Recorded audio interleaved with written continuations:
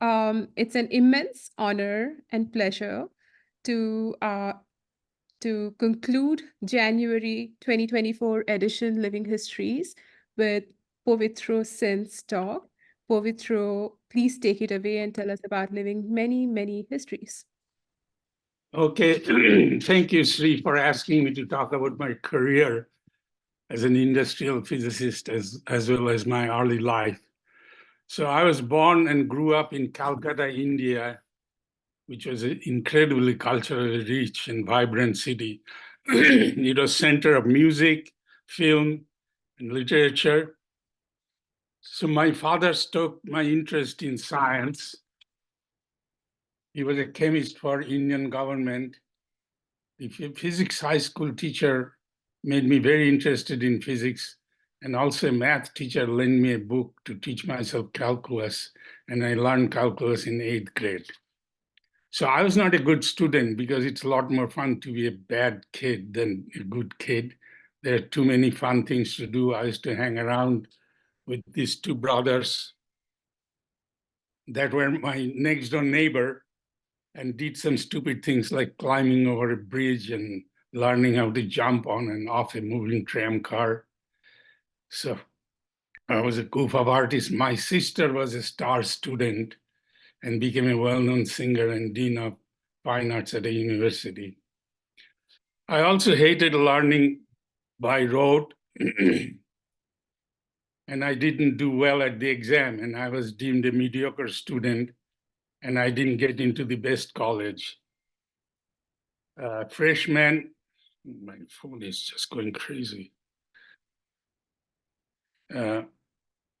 Best college, freshman and sophomore years, I had great teachers in physics, but after that, we all had to go to Calcutta University, which was a sad place.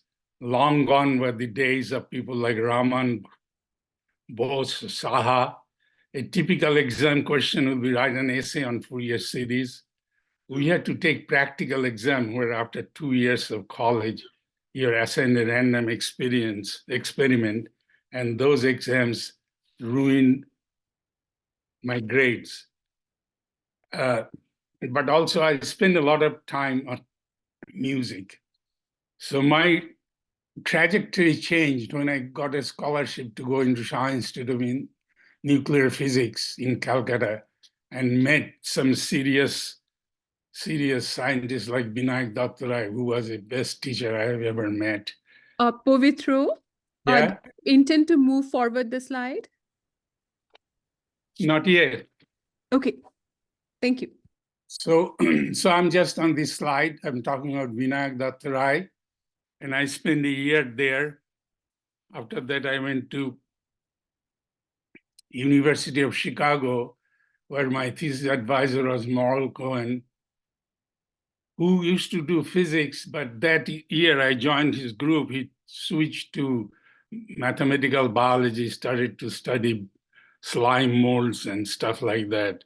So I had to find a problem of my own, which sorry, let me turn this phone off.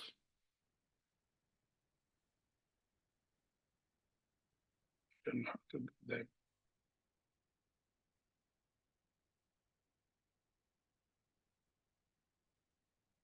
Can you take it away, please?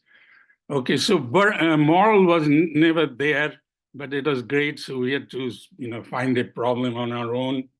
But he paid us salary and worked very hard to find us a job and all my life.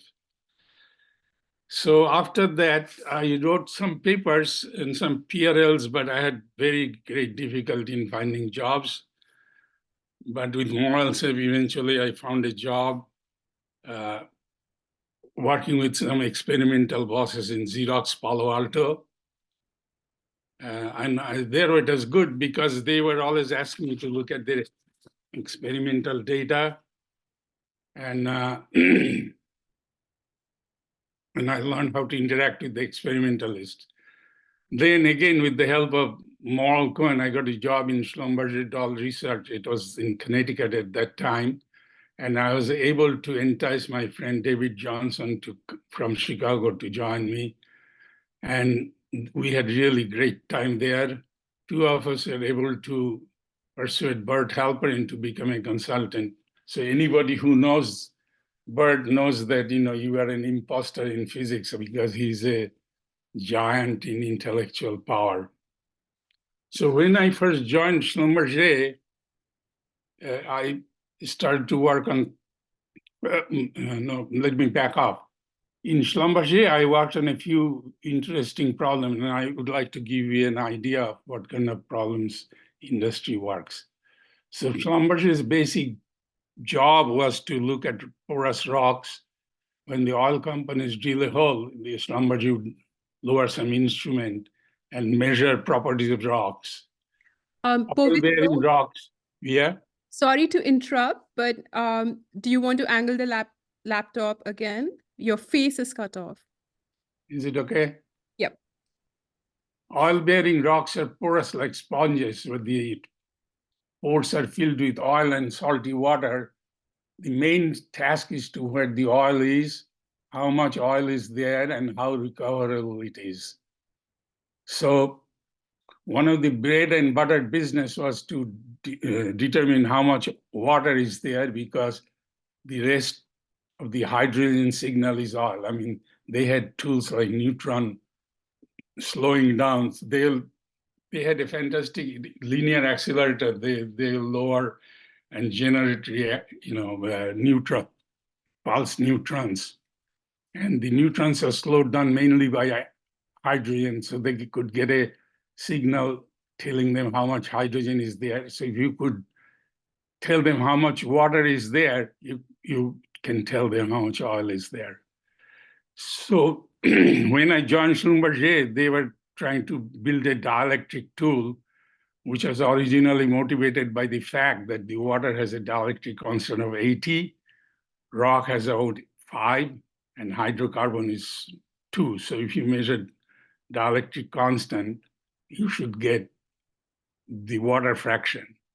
But in real rocks, it turns out that the dielectric constant can be about 10 to the power 6.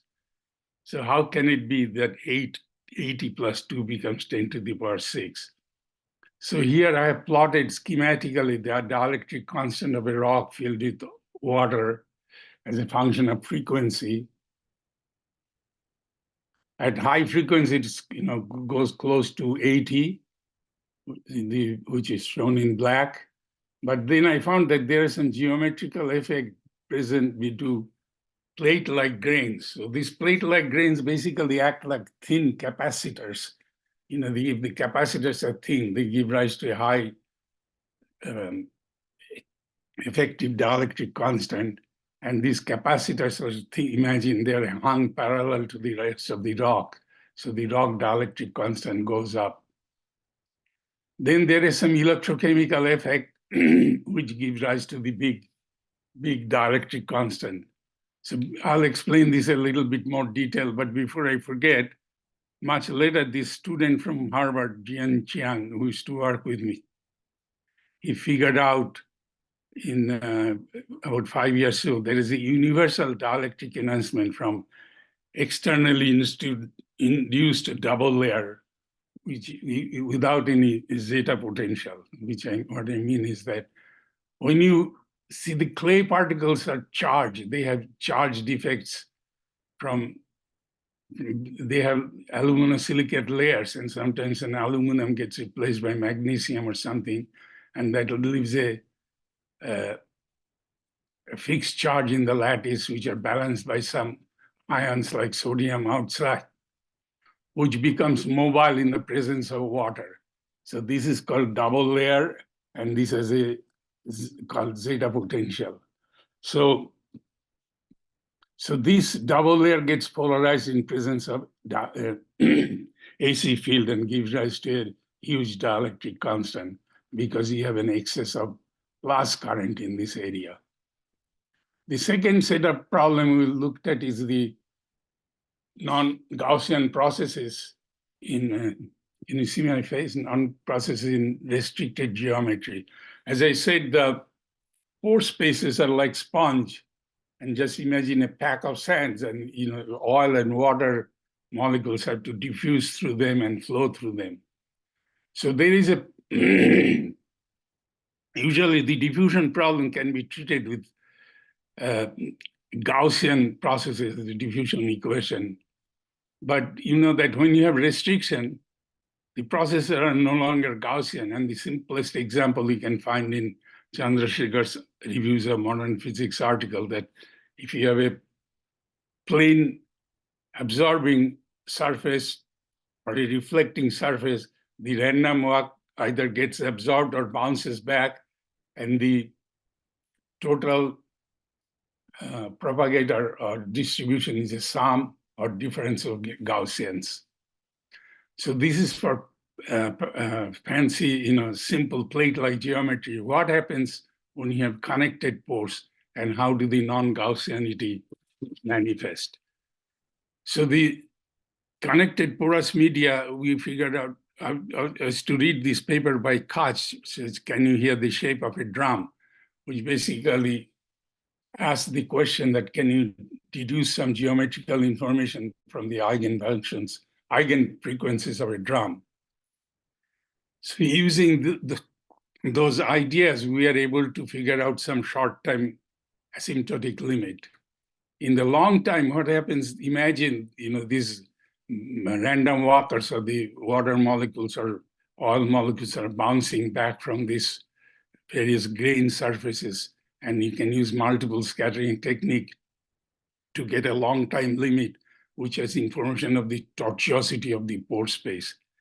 And then there are strange things happens when you include the effect of absorption and the pore wall. So this is a picture of short-time behavior. What happens is the diffusion of a particle gets bounced back, and you can show rigorously that it's reduced by a very important geometrical quantity, which is surface to volume ratio, which tells you, what are the effective pore sizes. And then you can work out the long-time limit, as I said, using multiple scattering techniques. And you can get a macro length, which tells you the geometrical tortuosity effect. So here I saw mean square displacement as a function of time. Short time, it looks like this square root of time, and at long time, it goes to this tortuosity limit. Pavitra, Yeah. sorry to interrupt, but you have a couple of minutes. Okay. So this has been verified experimentally in a series of glass bead experiments and has been very useful for business. So in the last couple of minutes, let me talk to you about some complex fluid, because oil, when you pump it out, is a really gross, complex fluid, and it has these molecules called asphaltene. They're called cholesterol of oil industry. They plug up all the pore space. When you start to pump out the oil, they deposit in the pore space, clog them up, or clog them, clog even the pipelines. So it was interesting to understand them. And the prevalent idea was that they were gigantic molecules. So I started to look at them with the fluorescence correlation spectrometer. So I asked Dave Waits, and he came and drew me a circuit of a fluorescence spectrometer and sent a graduate student who built us a fluorescence spectrometer. And then with other students, we found them the asphaltene. There's a typical asphaltene UGS6. It's similar to quantum dots and not very large. And then finally, we looked at the thermodynamics. So these are very dilute suspensions. So what happens when they start to aggregate? So we looked at, there was an experimentalist, Natasha Lishista, who unfortunately passed away at a very young age. She did enormous amount of experiments with NMR. And we found that there is an entropy of depletion, because these big molecules, when they join together, the small molecules get excluded and gain entropy. So that assist in aggregation. So I didn't have a choice to look at this ugly and gross system. So this is my lesson I learned. A piece of oil-bearing rock dug out from the earth is grimy thing, dripping with dirty brine and oil, and it is a gold mine for studying physics. It's a complex system with many scales filled with complex fluids. In Bengali, there is a saying that says, whenever you find a pile of junk, blow on it gently and you might find a gem that is hidden underneath. This is the main lesson. So we also did a lot of nice other work, but I don't have time to talk about it. But if you ask me during the question answer period, I can give you a rough idea. Thanks. Thank you so much, Pavitra, for a very inspiring talk. On behalf of the audience, I'm clapping. I am going to take a question from me in the interest of time. The question is about, would you tell us about the intersections of challenges of being an immigrant scientist and a scientist working in an industrial setting in your generation? So what happened is that I never felt like that as an immigrant scientist because Chicago was, dominated by people like Chandrasekhar. So, and they had students like Lee and T.D. Lee and C.N. Yang. So there are a lot of foreign students and foreign culture is well respected. So, and then everywhere I found I was accepted. I mean, there was a general depression in hiring. So it was very hard to get jobs. And when I was hired in Schlumberger, it was run by a French director who was amazing. He even had a group on AI, imagine even at that time. Only problem I had, I might say, is that, from being goof off to getting back into a serious scientist and being a serious student. But when I became a bird helper and, he became a mentor, and he provided us with some incredibly amazing students, and they all became my mentor one after another.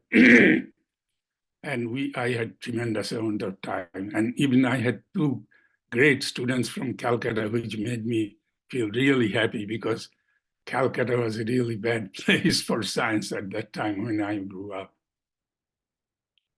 I don't know if I answered your question. Well, thank you so much for sharing this. And once again, on behalf of the audience, I'm clapping. In the interest of time, I'm closing the recording, but thanks again for a wonderfully enriching talk.